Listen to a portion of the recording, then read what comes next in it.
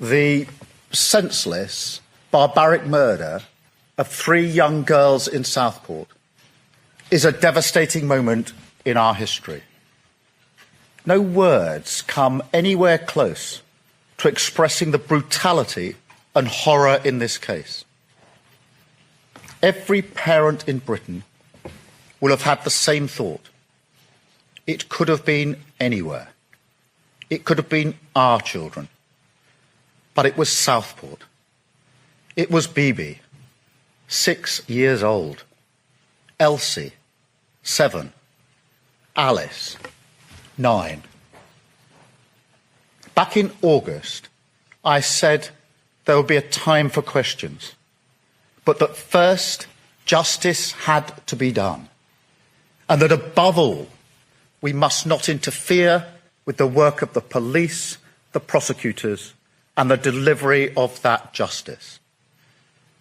Well, yesterday, thankfully, a measure of justice was done, but it won't bring those girls back to their families, and it won't remove the trauma from the lives of those who were injured.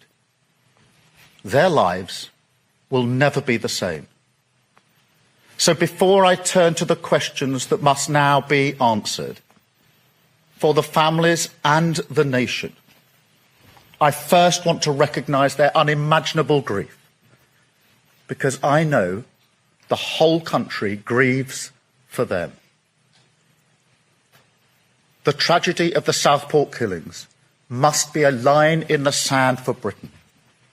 We must make sure the names of those 3 young girls are not associated with the vile perpetrator, but instead with a fundamental change in how Britain protects its citizens and its children. In pursuit of that, we must, of course, ask and answer difficult questions. Questions that should be far-reaching, unburdened by cultural or institutional sensitivities, and driven only by the pursuit of justice. That is what we owe the families. The responsibility for this barbaric act lies, as it always does, with the vile individual who carried it out. But that is no comfort, and more importantly, use. And so, as part of the inquiry launched by the Home Secretary yesterday, I will not let any institution of the state deflect from their failure. Failure which, in this case, frankly, leaps off the page. For example, the perpetrator was referred to the PREVENT programme on 3 separate occasions. In 2019, once, and in 2021, twice. Yet on each of these occasions, a judgment was made that he did not meet the threshold for intervention, a judgment that was clearly wrong and which failed those families. And I acknowledge that here today. Throughout this case, to this point, we have only been focused on justice. If this trial had collapsed because I or anyone else had revealed crucial details while the police were investigating, while the case was being built, while we were awaiting a verdict, then the vile individual who committed these crimes would have walked away a free man. The prospect of justice destroyed for the victims and their families. I would never do that, and nobody would ever forgive me if I had. That is why the law of this country forbade me or anyone else from disclosing details sooner. Nonetheless, it is now time for those questions. And the first of those is whether this was a terrorist attack. The blunt truth here is that this case is a sign. Britain now faces a new threat. Terrorism has changed. In the past, the predominant threat was highly organised groups with clear political intent, groups like Al-Qaeda. That threat, of course, remains.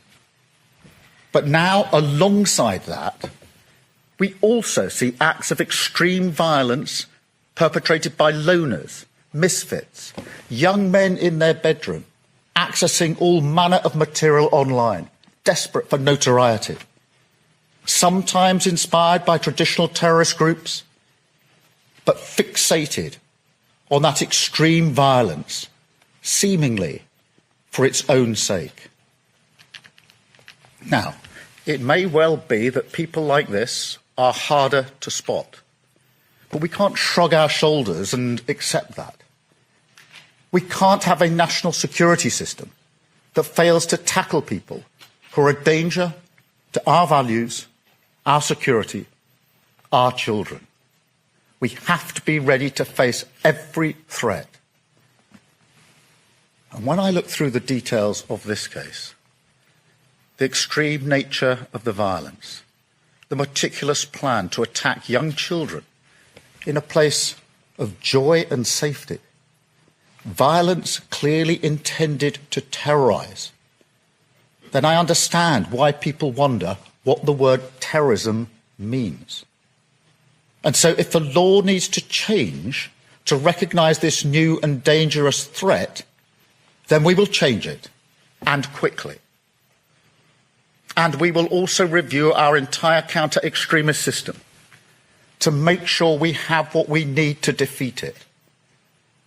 Now, that work is already underway. I've tasked Sir David Anderson Casey, the new Independent Prevent Commissioner, to hold this system to account, to shine a light into its darkest corners, so the British people can have confidence that action will follow words.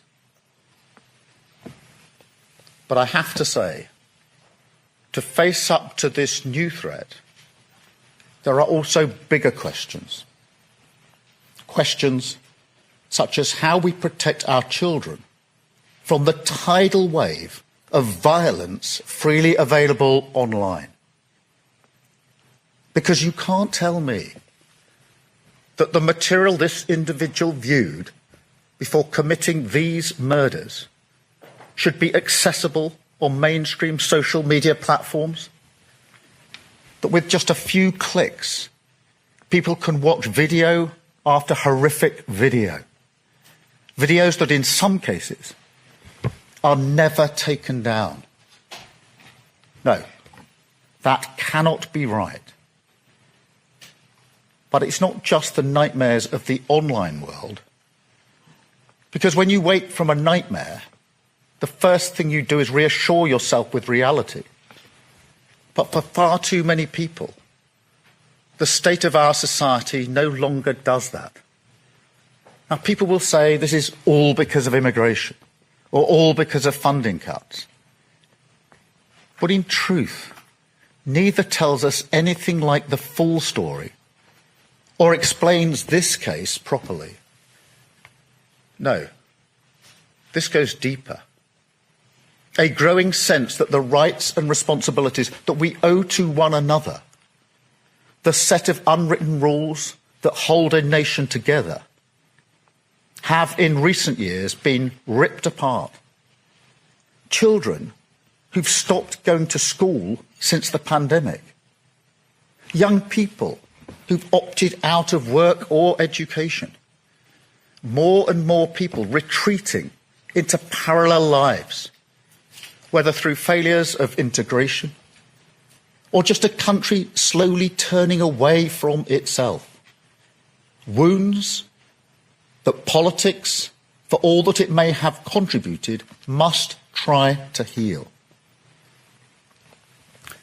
Thirdly, there are also questions about the accountability of the Whitehall and Westminster system, a system that is far too often driven by circling the institutional wagons, that does not react until justice is either hard won by campaigners or until appalling tragedies like this finally spur a degree of action. Time and again we see this pattern. And people are right to be angry about it. I'm angry about it. Southport must be a line in the sand.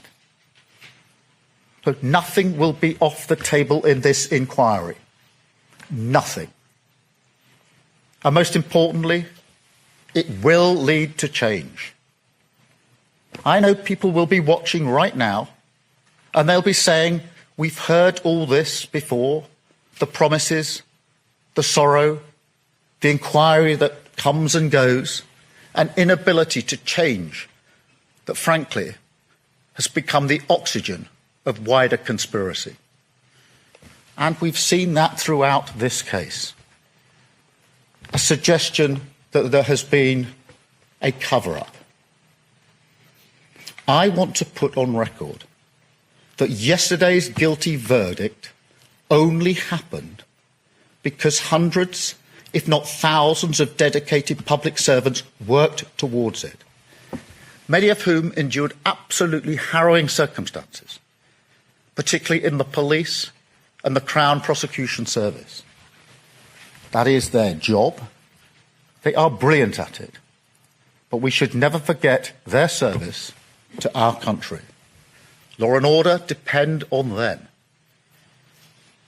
And yet I'm under no illusions that until the wider state shows the country it can change, not just what it delivers for people, but also its culture, then this atmosphere of mistrust will remain. So I want to be crystal clear in front of the British people today. We will leave no stone unturned. I was the prosecutor who first spotted failures in grooming cases in my institution, the CPS, 14 years ago. And I was the prosecutor who first did something about it by bringing the rape gangs in Rochdale to justice. And so my approach as Prime Minister will be no different. If any shortcomings are now holding back the ability of this country to keep its citizens and its children safe, I will find them and I will root them out. I remember when this happened, in those dark days of the summer. And I remember that, like now, the whole country grieved for Southport. But I also remember how it was profoundly moved by their example. Because even as that community faced an unimaginable evil, even as they had to endure mindless violence, bricks and bottles thrown at their community, their businesses, their mosque, police officers attacked, including those who were on the scene responding to this vile murder. Even despite all of that, they chose to come together. They chose to pick up the pieces of their lives. They chose to rebuild, brick by brick, side by side. Strangers no longer strangers. A community. This country has no shortage of empathy for the people of Southport. I know that. But in the face of such darkness and tragedy, what we really should do is follow their example. That is what we need to face this new threat. But also something more. Because national renewal isn't just about public services or the economy. It's about turning us back towards ourselves, giving people confidence in a shared future, so people can once again see the strength and power in themselves and in this nation. But that can only begin today, by holding up the mirror and facing what we see.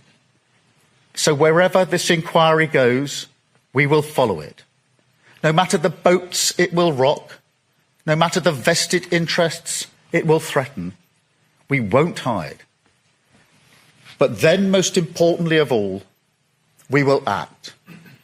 Because this time it will be different. Southport will be a line in the sand. We will honour those 3 little girls and deliver not just justice, but the change that the people and families of Southport deserve. Thank you.